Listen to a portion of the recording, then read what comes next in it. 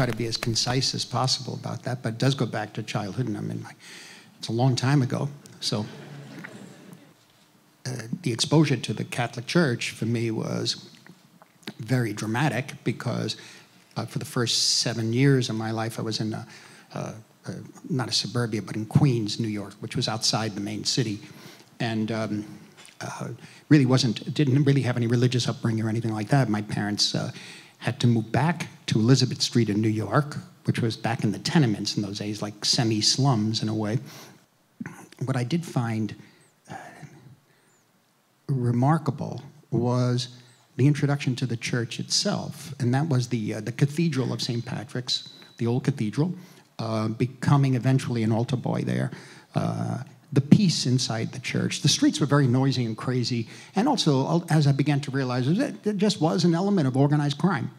You know, that's all there is. I mean, that's all I can say about it. It is there. It's part of the very fabric of that culture and subculture. So we also got a sense of power, of the idea of what power really is.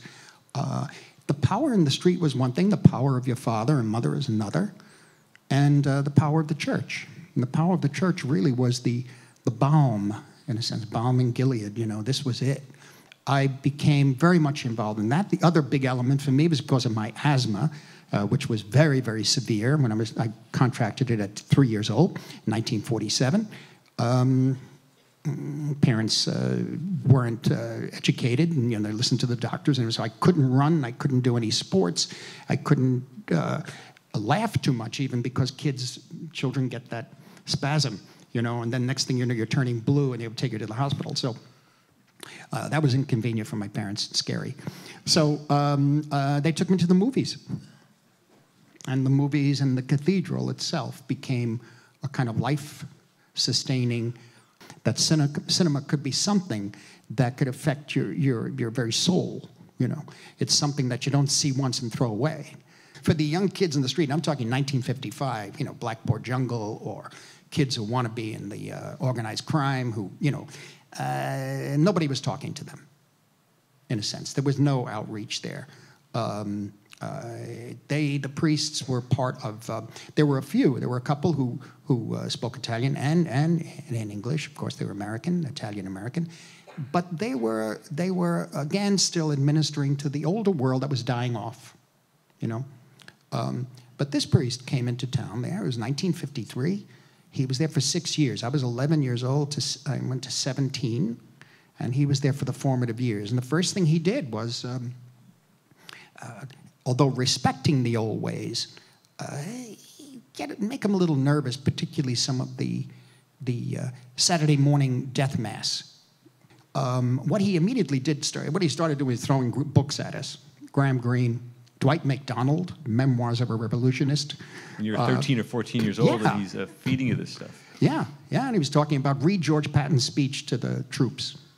And we did. And he said, and he was on our side. Well, that speech is in the beginning of Patton, the film that Franklin Schaffner made, that Francis Coppola wrote.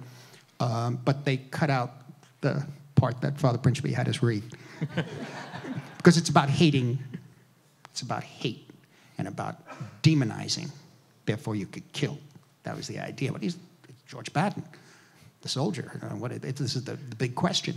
And so there's so many others. Naturally, the power and the glory, the heart of the matter. There are a few that escape me. We picked up James Joyce.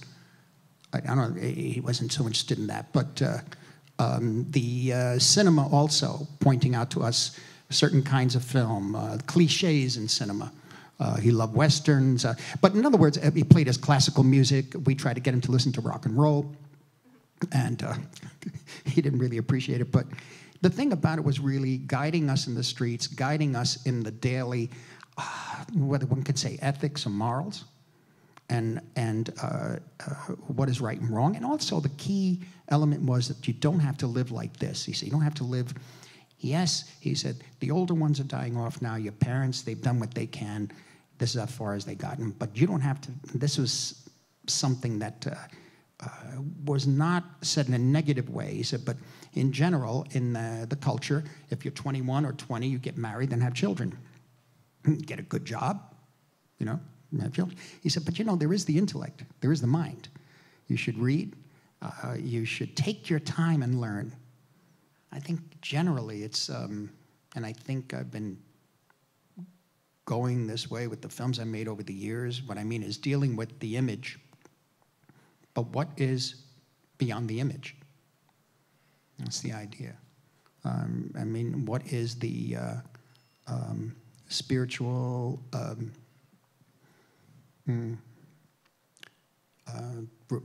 resolution, if any, beyond the image? Is the image taking? Do we get distracted by the image in that sense? The image is there to help us, to move us. Ultimately, the image talks to Rodriguez. He says, "Step." You know, that's why I was made. That's why I came to Earth. In that sense. The image itself is saying, go beyond. Go beyond. The image. Yeah, Go to you have to reality. understand the core of it rather than. It's easy to I think, particularly if you see a lot of suffering around you. And I'm talking about suffering. I mean, I'm a person who's never been in a war situation, has never been, you know. But there was a lot I saw. So, you know, one has to. One can't take the. How should I say it? It doesn't let you off easy by hanging out in the cathedral. You know, because it's outside is the issue. The cathedral helps.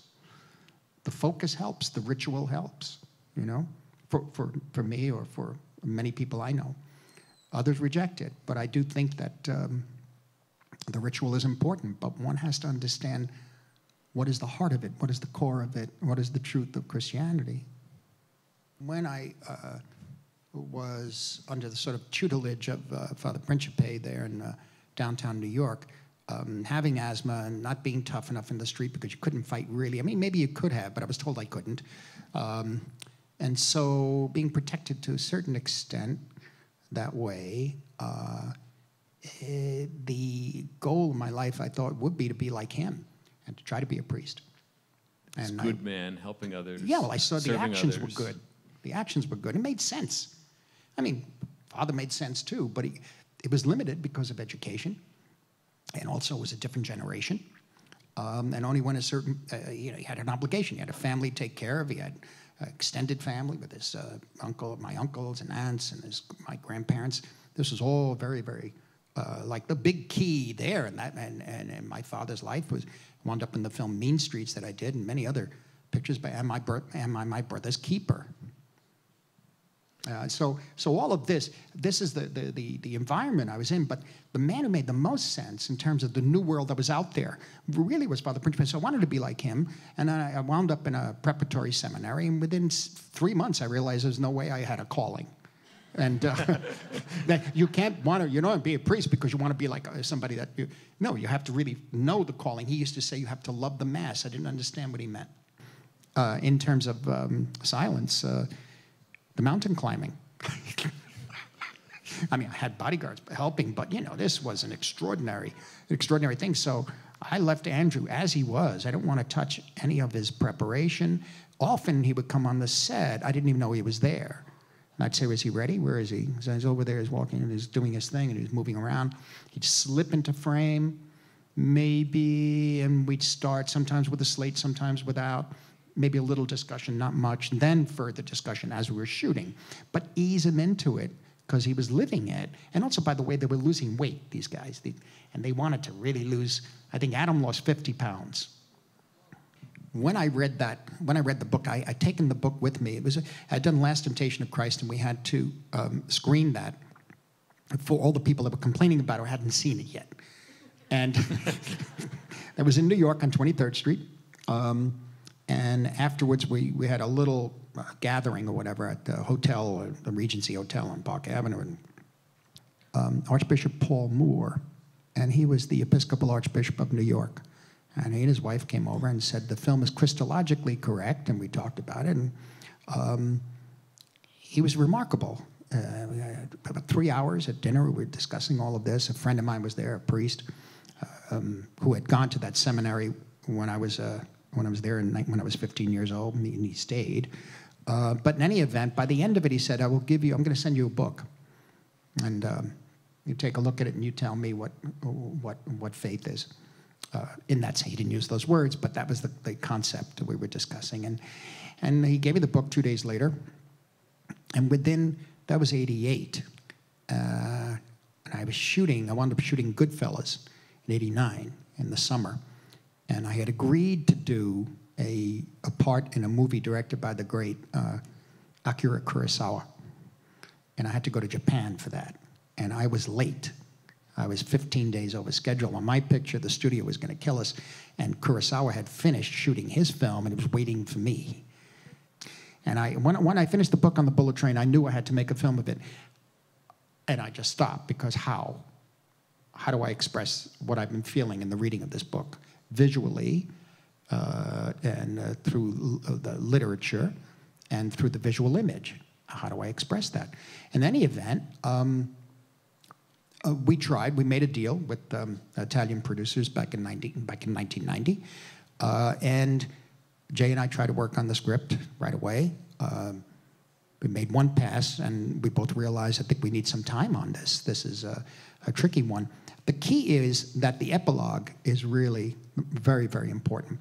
And the epilogue is done from third-person objective, a clerk who's just describing the characters that we just went through all this with, but in a distant way, and hinting that Rodriguez had to keep, and this is something that Endo's son mentioned to me. It's true. He was a little concerned in the translation because it wasn't clear enough. They had to keep apostatizing. Well, this came right out of Temptation of Christ, because the extraordinary thing of meeting Archbishop Paul Moore and giving me this book.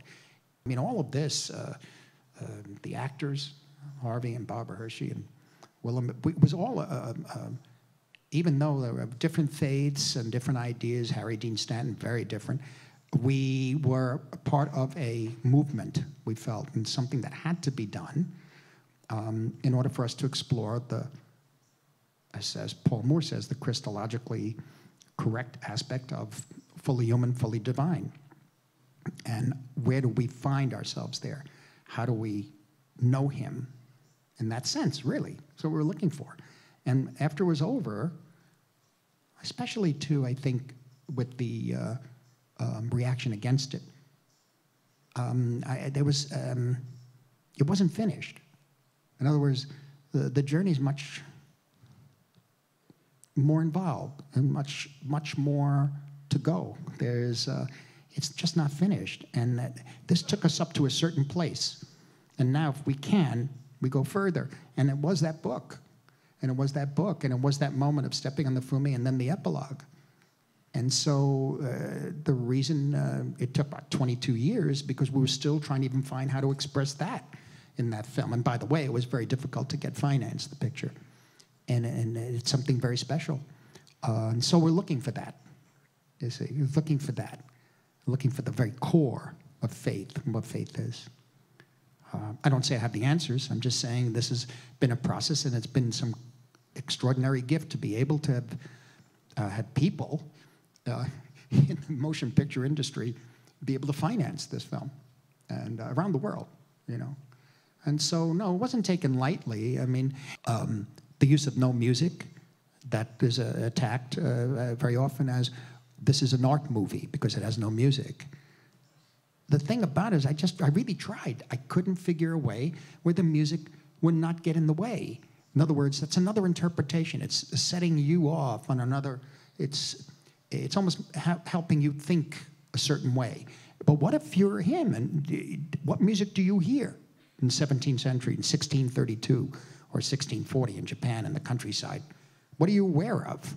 You're aware of a flute, possibly, or you don't hear court instruments, you don't hear a samisen. And if you do, it's a different tonal, it's a different scale.